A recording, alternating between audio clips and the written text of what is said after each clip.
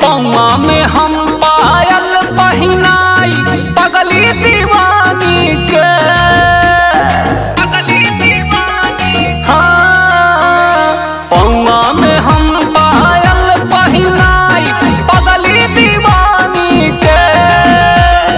अंदर से ऊ ना बूझे हमारा दिल के कहानी के।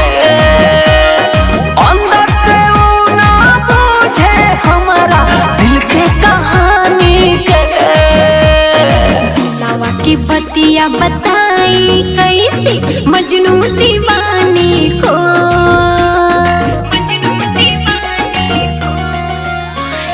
दिलवा की बतिया बताई कैसे मजनू दीवानी को।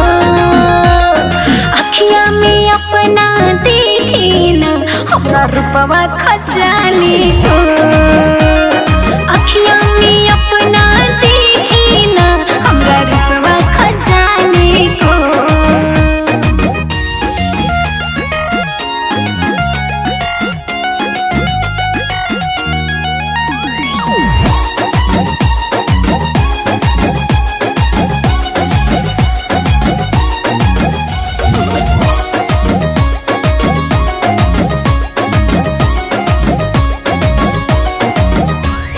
डर नहीं लगी हमरा राजा अब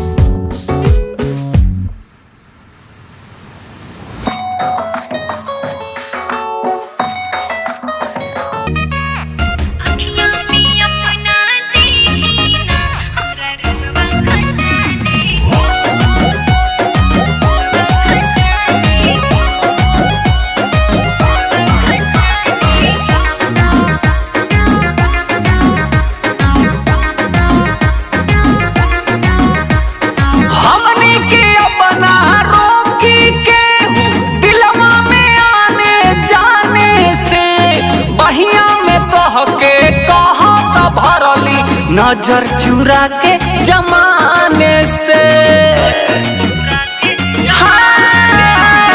हमनी के अपना रोकी के दिलवा में आने जाने से। बहिया में तोहके कहत भरली नजर चुरा के जमाने से। राइटर खान तोड़ेगा नहीं दिल अपना दीवानी के। सुना ना, राइटर खान तोड़ेगा नहीं दिल अपना दीवानी के। अंदर से ऊ ना बूझे हमारा दिल के कहानी के। अंदर से बूझे नहीं हमारा दिल के कहानी के। राइटर खान के दर्द है।